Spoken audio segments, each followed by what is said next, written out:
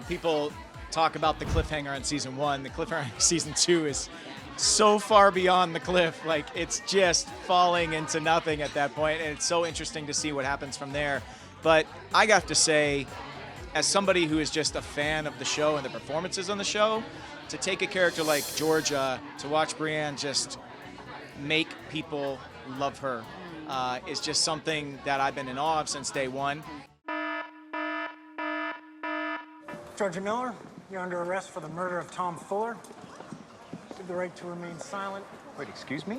Anything you say can be used against you in a court of law. Wait, what is happening? I mean, what I love about the show is how imperfect all of these characters are. Nothing is wrapped up in a perfect bow, because that's not life. This show is starting conversations about nuance, about mental health, and about our humanity. So of course, season 2 wasn't gonna end in a perfect, beautiful bow. Marrying Paul, she's looking at him as they're dancing.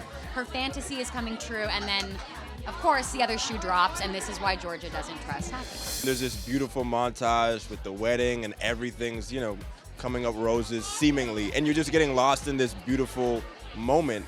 And then all of a sudden, everything stops. Police come in, and Georgia's arrested, and that was the most shocking thing for me.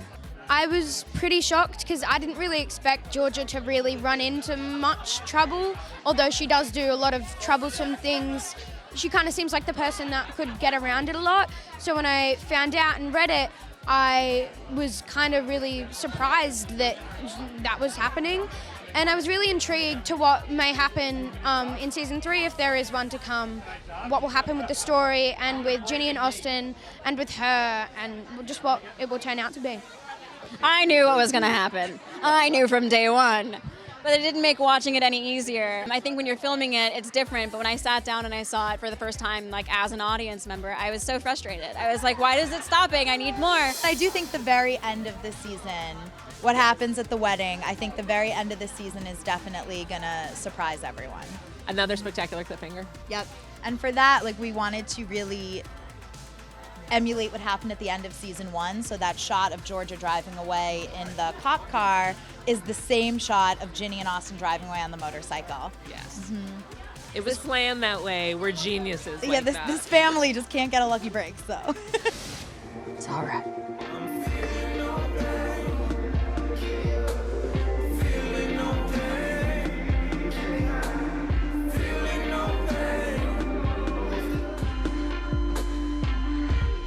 For me, I think the most shocking part of season 2 was when Georgia made the decision to end Cynthia's husband's life. I thought that was a pretty bold move, and I couldn't actually figure out how I felt about it, which I thought was really refreshing and really cool and interesting. But yeah, that was definitely a shocker for me. Yeah, I didn't see that one coming. I did not see that one coming at all. Georgia killing Tom. I read that and had to go back in the script and be like, wait, did I miss something? Did Tom hurt her feelings? No, this girl is just crazy. Austin firing a gun. We didn't see that coming. Also huge. Very shocking. Definitely. That was it. Yeah. Yeah, those two were wild. Please don't do this, Marcus, please. Please don't do this.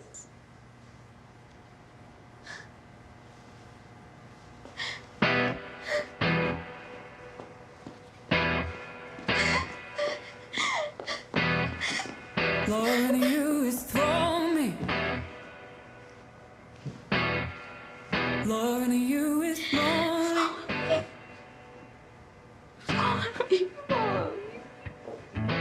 I did not expect Ginny and Marcus to break up at all. That is not what I saw coming, and that was a shocker to me. And in the same hallway. I was heartbroken.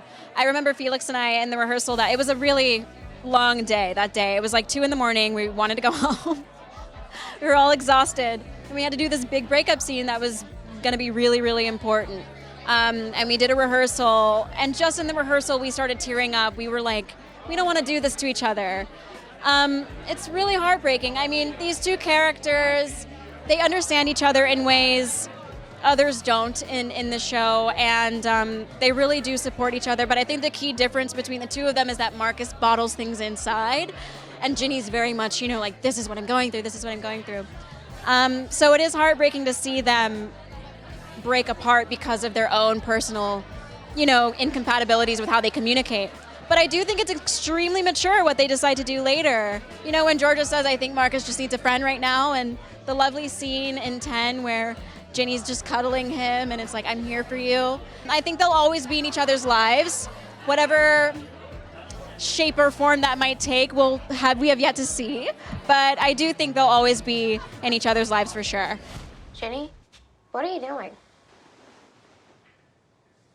Just thinking what it would feel like to have a heart attack and to suffocate. Oh. I don't think it would feel very good. No, it would suck. We have season 3 and season 4 all planned out. So things that even happen in season 2 won't make sense until you see season 3, and then you'll be like, oh, they were breadcrumbs. Yes. Breadcrumbs, baby. Carefully plotted tent poles to get us to season 3. Yeah. Yes. We do not have an official season 3, so that's why we need all of those 53 million people to watch all 10 episodes again in that first 30 days. Yeah. We need it. That So we was- can get season 3. In success of a season 3, it will also be a very different season of Ginny and Georgia. We will go in places that I don't think anyone could imagine, any of the audience could imagine. I also think it would be a very fun season. Season 1, we spent breaking the characters down, and then season 2, we spend the whole season kind of building them back up again, and it takes a really long time. So I think season 3 is, now that we've done that with them, now that they've had this roller coaster, we can really do whatever we want. And also to add what Sarah was just saying, at the end of season 2, the core family is really back together. Yeah. And so in season 3, it will be truly Ginny and Georgia and Austin together on the same page with everything that's happening. So that's a little bit of new territory that we'll be starting with there. Yeah, and I think our favorite, this last thing I'll say, and I think our favorite thing with the show is that people start it thinking one thing and they end it and they're like, what the hell did I just watch? I can imagine that we would take it in a different direction, like a very different feeling show. I mean, I feel like season 2 comes with a very, very different energy, and I'm sure that we would carry on kind of trying to surprise people and entertain people. I mean, I'm a sucker for a good love triangle. And so I think that'd be a fun thing to play with. And, you know, just seeing how Zion navigates moving on from Georgia, as he's doing already, you know. But I think, you know, the lifeblood of any romantic, you know, series or, you know, what we're doing is there's some love triangles, you know, and I think that'd be a fun thing to play with. I think she needs to stick with one boy at a time, but it would be fun. I don't know. The show creators have brains that move faster than I can even think, and so we'll see what they have in store. I want to see Ginny like happy for once. That'd be nice. I would like for her to just like be happy for more than an episode at a time. I don't know. I do know some of the ideas that they do have for if we were to be lucky enough to have more seasons. And it terrifies me. I'm not going to lie to you. It terrifies me. Is it a musical? Is season 3 a musical? Should I take lessons? Okay, just wink if I need to take tap lessons. No. Tapping is big on our show. We're all We're all going to be doing. We're the makers. Okay.